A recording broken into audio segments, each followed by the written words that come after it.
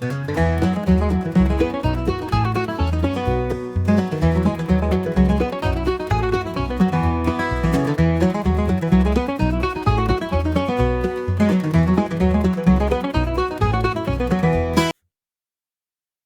hello, everyone. Welcome back to Rightly Dividing the Word of Truth podcasts. I'm your host, David Green, and recording from upstate New York. And we're here discussing the next two or three podcasts are going to discuss an ethical question that has bothered readers of the Bible for a long time.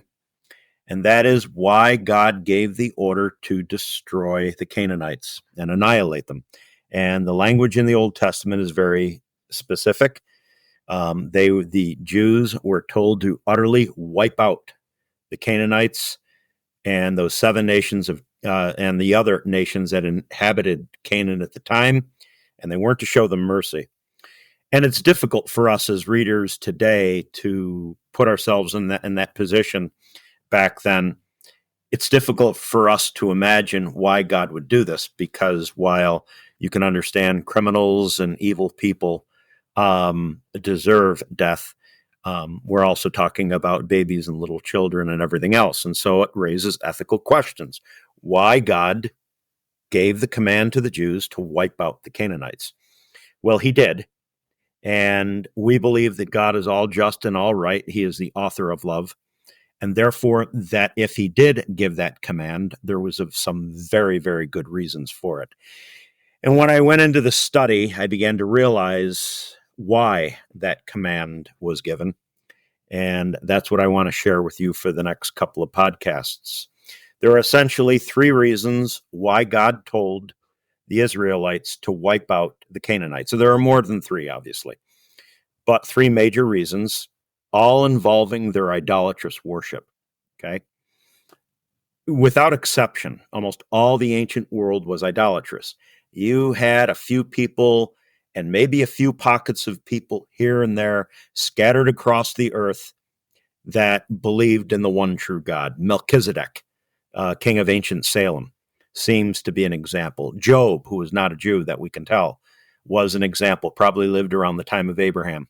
Was a believer in Yahweh. And here and there, sprinkled across the globe, there may have been a few people groups, very small, that kept the true faith in God Almighty.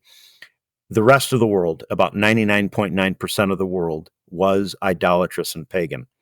And while all the world was that way, topping the list, unfortunately, were the Canaanite peoples who dwelt in the land of Palestine before the Jews dispossessed them.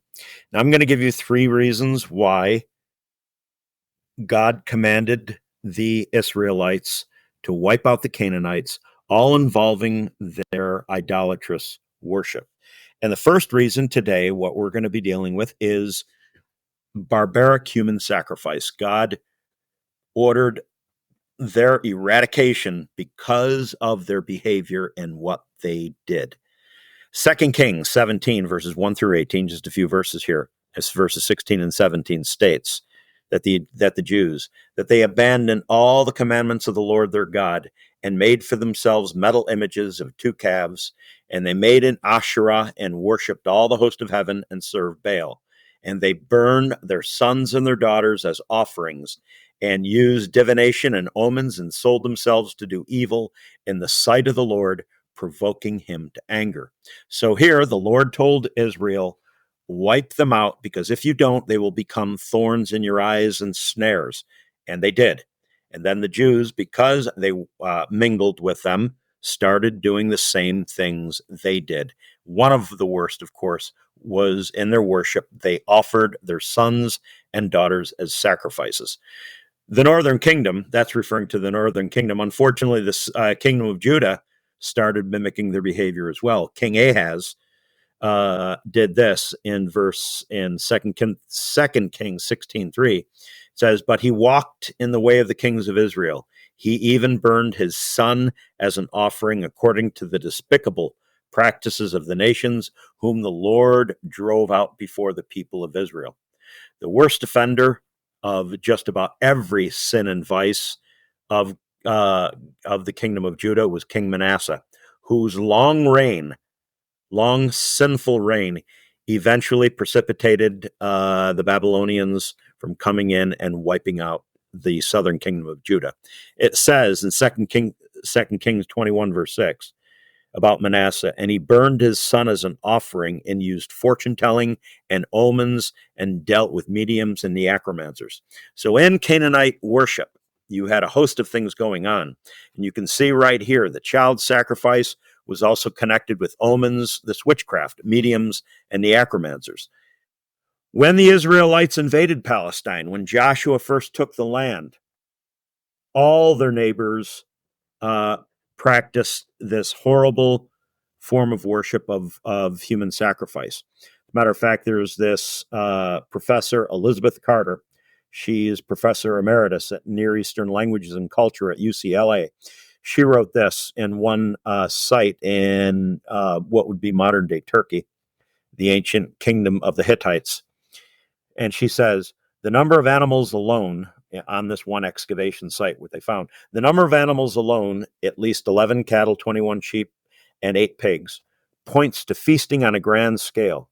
The traces of butchering and burning, the very fragmented conditions of both animal and human bones in the pit suggest that the flesh was consumed and the limb bones broken for their marrow.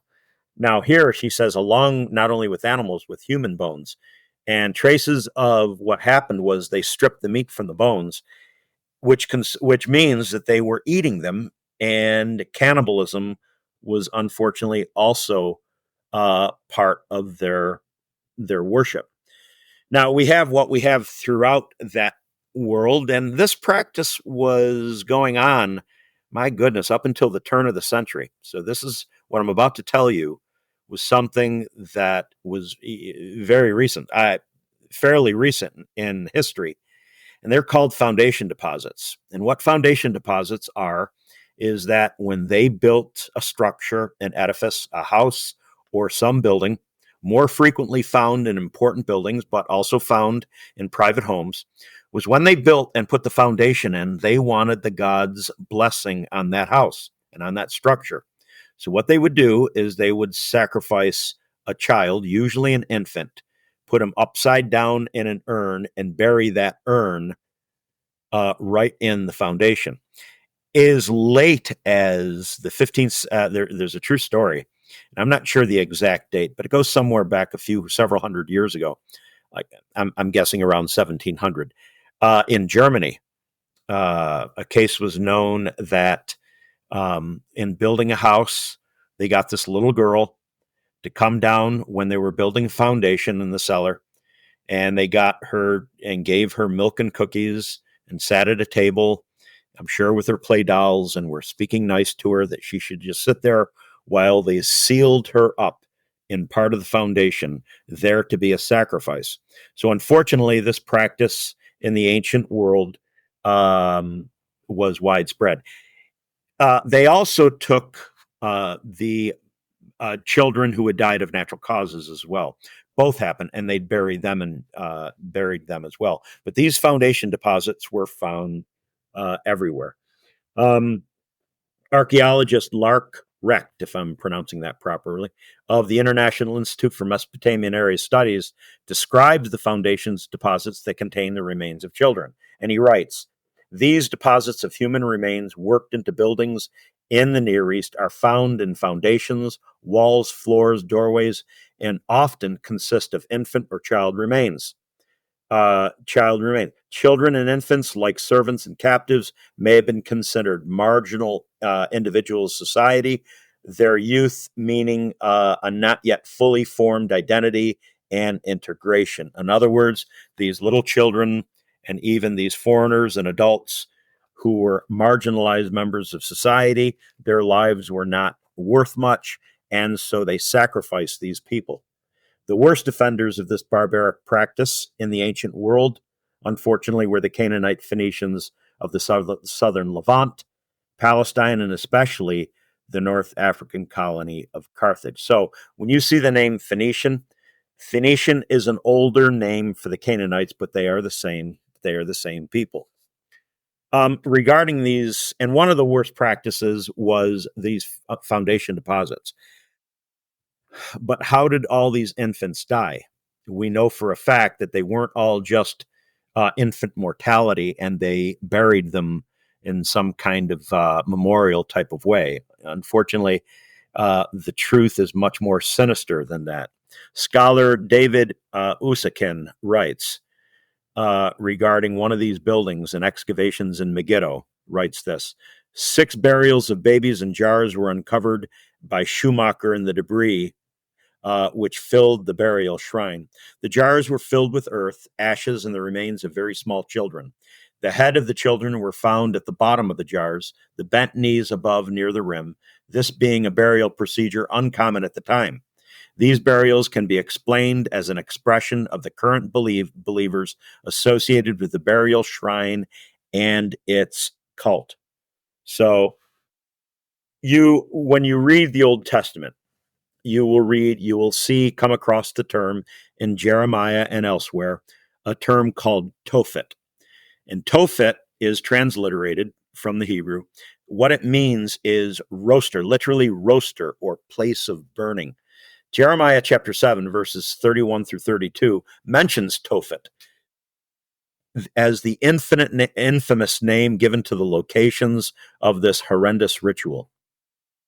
Jeremiah 7, 31 and 32 says, "And they have built the high places of Tophet, which is in the valley of the son of Hinnom, to burn their sons and their daughters in the fire, which I commanded them not, neither came it into my heart. Therefore, behold, the days come, saith the Lord, that it shall no more be called Tophet, nor the valley of the son of Hinnom, but the valley of slaughter, for they shall bury in Tophet till there be no place." In other words, the Lord said through Jeremiah that Judah, kingdom of Judah, you have taken and you've mimicked the practices, the abominations of the Canaanites. You've set up these high places of Tophet, these roasters, and places of burning. You've burned your children alive. Then in this valley of Tophet, well, it's no longer going to be called the valley of Tophet or the son of Hinnom, but it's going to be called the valley of slaughter. In other words, because the Lord was going to send in the Babylonians, all these Jews were going to be killed in the war and buried there. But the term Tophet does not simply refer to the building or altar where children's sacrifice was carried out. The designation of this term is much more inclusive. There's a woman by the name of Josephine Quinn, professor of ancient history at the University of Oxford, and she says this: Tophets then were the sites where God's family, civic society, ritual, sacrifice, and death all came together, and that gave them a peculiar power to represent the people who used them both as a civic community and a larger diasporic network.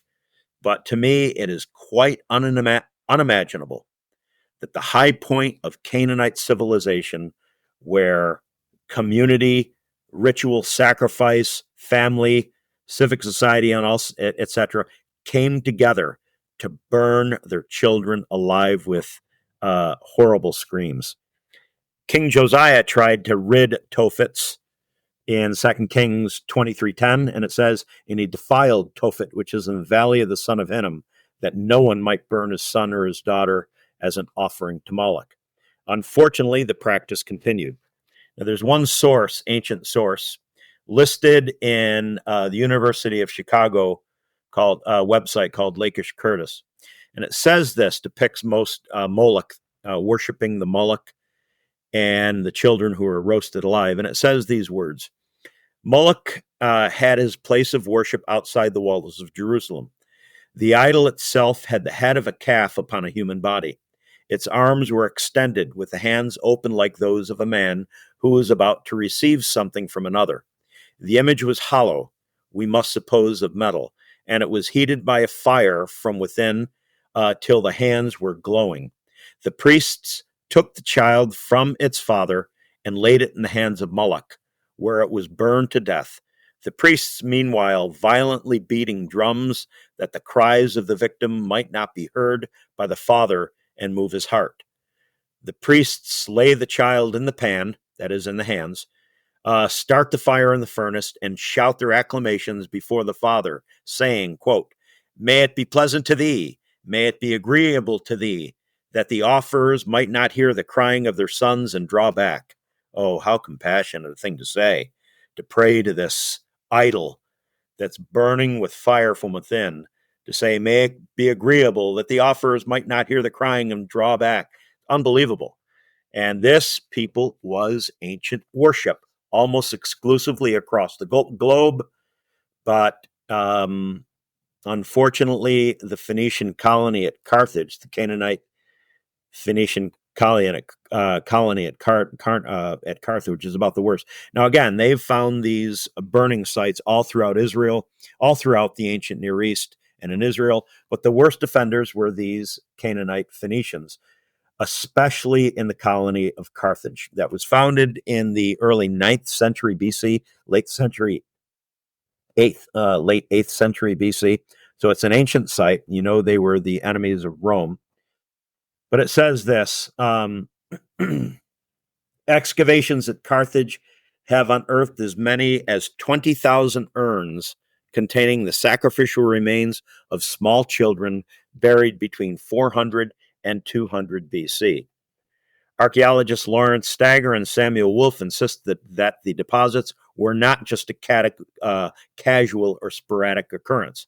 Other archaeologists who are sensitive to the people who live there presently, about their history, said, no, it's just that many children, just reflecting the high infant mortality rate, and that's not true. We have a lot of ancient sources that verify what the ancient Canaanites did, especially in the city of Carthage, where they found 20,000 victims of sacrifice.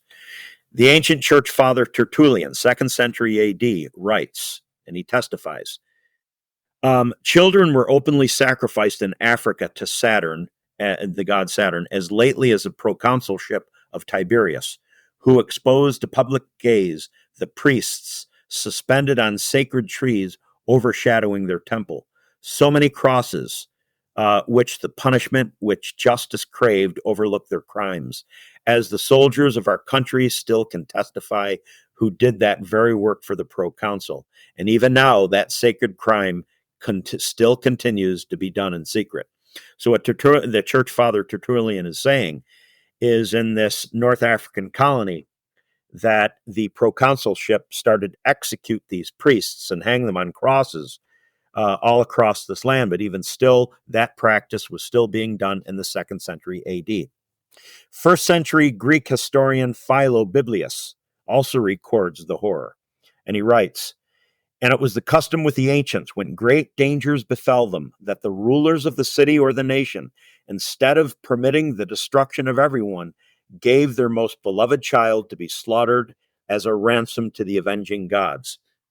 And those who were given were sacrificed with the secret rites. Kronos, then, whom the Phoenicians called Elos, being king of the land, and later, after his death, being consecrated as a star of Cronus, had an only son by the nymph of that country, who was called Anobret. For this reason, they called the son Leod, as the only son is still called even today by the Phoenicians. Now, when the very great dangers from war befell the land, he adorned his son in royal fashion, prepared an altar, and sacrificed him." 1st century Greek philosopher Plutarch also testifies of Carthage's evil, and he writes, "But they knowingly and wittingly themselves devoted their own children, and they that had none of their own bought some from poor people, and then sacrificed them like lambs or pigeons, the poor mother standing by the while without either a sigh or a tear. And if by chance she fetched a sigh or let a tear fall, she lost the price of her child, but it was nevertheless sacrificed. All the places round the image were in the meantime filled with the noise of hautboys and tabors to drown the poor infants crying. This, people, was ancient religion's practice to receive the favor from the gods. Whenever something dangerous was about to fall them, if they wanted a good harvest, if they wanted some special favor from the gods, they would devote children to burning and sacrifice. These are the same Canaanites, relatives of the same Canaanites, the same philosophy, and we know for a fact the same religious practices that happened in Palestine. The earliest source of this horrendous practice was written by in the 4th century BC by Cleitarchus, and he was a historian for Alexander the Great. And he bore record, and he writes, out of reverence for Kronos, who is the Greek equivalent of Baal Hammam, the Phoenicians, and especially the Carthaginians, whenever they seek to obtain some great favor, vow one of their children, burning it as a sacrifice to the deity if they are especially eager to gain success. There stands in the midst a bronze statue of Kronos, or Baal Hammam, and its hands extended over a bronze brazier, the flames of which engulf the child. When the flames fall upon the body, the limbs contract, and the open mouth seems almost to be laughing until the contracted body slips quietly into the brazier. Thus, it is that the grin, quote unquote, the grin, known as sardonic laughter, since they die laughing. Yes, so they put this child in this brazier. Maybe if you can envision putting the sides of your hands together, both hands out, with a little crack between them, and you place your child on these glowing bronze hands, sometimes of stone, and that child would literally fry alive, and its body would contract because of the heat, and its mouth would naturally make kind of a grinning look, and they called that sardonic laughter. The only one laughing in this whole thing was Satan, saying, and the demon spirits behind the worship of Baal and Kronos, etc., mocking them, saying, you think that you're doing some big favor to yourself, that we are the true gods and that we are appreciate that. Grinning and mocking these poor people who are so stooped in superstition, but they were not innocent. Now, lastly, the 1st century Greek historian Diodorus Siculus, 1st century BC, recounts that during one military incident, the Canaanite, Phoenician, Carthaginians slaughtered 500 children at one time, stating, they also alleged that Kronos had turned against them, inasmuch as in former times they had been accustomed to sacrifice to this god the noblest of their sons. But more recently, secretly buying and nurturing children, they had sent these to the sacrifice. And when an investigation was made, some of those who had been sacrificed were discovered to have been suppositish. Sorry. When they had given thought to these things and saw their enemy encamped before their walls, they were filled with superstitious dread, for they believed that they had neglected the honors of the gods and that they had been established by their fathers. In their zeal to make amends for their omission, they selected 200 of the most noble children and sacrificed them publicly. And others who were under suspicion sacrificed themselves voluntarily in a number not less than 300. There were in their city a bronze image of Kronos, extending its hands, palms up, and sloping toward the ground, so that each of the children, when placed thereon, rolled and fell down into the rolled down and fell into a sort of gaping pit filled with fire. So the statues are slightly different from the other account, but essentially the same thing. They put their children in these glowing red hot hands, and they eventually end up in the fire. Now, what Diodorus Siculus is saying is that the Carthaginians secretly went and bought all these, in a military campaign, bought all these poor children. And back in that day, there were the rich and the poor had no rights. And so they bought these poor children and sacrificed them, and their military campaign wasn't going well, and so they thought they incurred the wrath of the gods, because previously they had always sacrificed only children of the nobility. And feeling that they were found out and the gods were angry, the Canaanite pantheon was angry with them, that what they did was to then fix their error and went and sacrificed 200 to 300 other children. This is what Joshua, when he entered the promised land, this is what Joshua came across. Okay.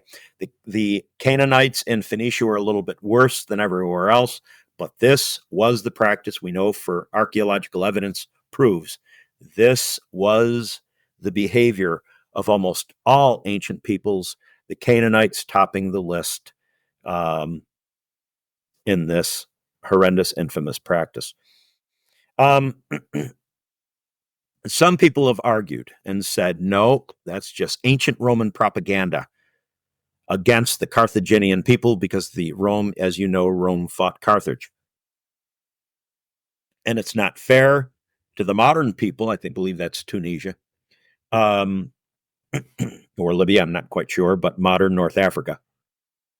They don't want to be known that their forefathers practiced such a horrendous thing.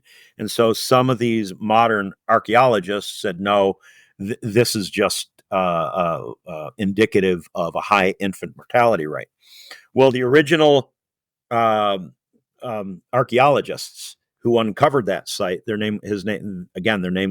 last name Stagger and Wolf, said, no, that's not true, because to them, the clearest evidence of infanticide was the presence of urns containing sheep and goats that were interspersed with urns containing humans.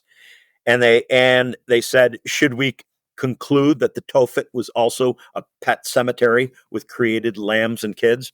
In other words, all the sacrificial victims, whether animals or humans, were placed in these urns. And they've found urns with lambs and kids interspersed with all these humans. Now, why did they put lambs and kids? Because these lambs and kids were also sacrificed to the gods. A common practice was to substitute a lamb or a kid and burn it alive in place of a human. So again, they facetiously say, should we conclude this is a pet cemetery? No, it's evidence of the Canaanite Phoenicians' barbaric practice in their worship, and that's the reason why the Lord told the Israelites they have to go, because if you do not wipe them out, you will then mimic their behavior. And that's exactly what the Israelites did. And next couple of times, either the next time or the time after, I'll explain a little bit of the psychology behind this paganism and superstition, about why the Jews would succumb so easily to mimicking these practices. But Stagger and Wolf aren't the only ones who say, no, these weren't just a cemetery of indicating the high infant mortality rate. These were actual sacrifices. Joseph C. Quinn, the ancient historian of antiquity, says these. Most important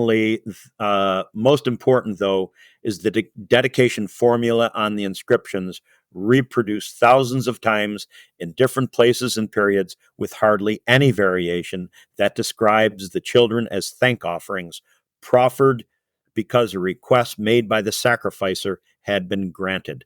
So Josephine Quinn says, another proof that these are actually sacrificial victims, that this is infanticide, was because these burial inscriptions found on these jars were almost identical. No matter where in the Middle East you went, what the formula inscription says was almost identical, indicating itself that they were thank offerings, and they were offered and their request by the person sacrificing was granted. So unfortunately, the evidence is out that while human sacrifice was common throughout the ancient world, and almost every society practiced it, the Canaanites topped the list in the egregious barbaric crime. When the Israelites came in, when Joshua came in, it was a gruesome task for him to wipe them out. But unfortunately, if you think about the horrendous things, about the unfortunate command for the Jews to wipe out these people, you have to also understand that since the time of Abraham, um, these people obviously didn't care about the screams of their own babies, about their own children. They had become so darkened and hardened in their worship that there was no turning back. Thus, the Lord commanded their annihilation. So, that is one reason why the Lord commanded the Jews to wipe out the Canaanites. And you have to understand that the Lord told the Israelites, if you do the same things as they do, I will also remove you, wipe you out, and take you out of this land. And it's exactly what happened. If you think about in the very beginning when God created the world, and after Adam and Eve fell and had children, the earth became very vile to such an extent and so demon possessed that the Lord commanded a flood and wiped out the whole earth except for one man, his wife, and his three children, because Noah found grace in the eyes of the Lord. And it says again in Revelation, the Lord is going to come back. And after the tribulation, when Jesus puts his feet on the Mount of Olives, I can assure you there will be no unbelievers alive to enter the kingdom of God. So this idea of judgment isn't a new thing, and it is gruesome. It is hard. But unfortunately, from God's standpoint, he required it. You remember when the Lord promised Abraham the land of Canaan. I believe in Genesis 20. I didn't look it up, but it's there in those chapters, somewhere around Genesis 19, Genesis 20. The Lord told Abraham, he says, I'm going to give you the land of Canaan, but you're not going to totally possess it yet because the iniquity of the Amorites is not yet complete. In other words, the Lord, that was 400 years by the time Joshua came and wiped them out. In other words, the Lord was saying to Abraham, the Amorites, indicative of all the peoples of those 7 nations in Canaan, have 400 years to change their ways. And if after your descendants, Abraham, come out of Egypt, they have not repented, then I will deal with them. And he did deal with them. And it's unfortunate the Israelites did not obey the Lord, because then they would have not had to suffer so much incalculable loss with their crime and sin of idolatry, of social injustice, and of human sacrifice. So that's the first reason why the Lord told Joshua and Moses to wipe out the Canaanites, was because of barbaric human sacrifice as part of their worship. God bless.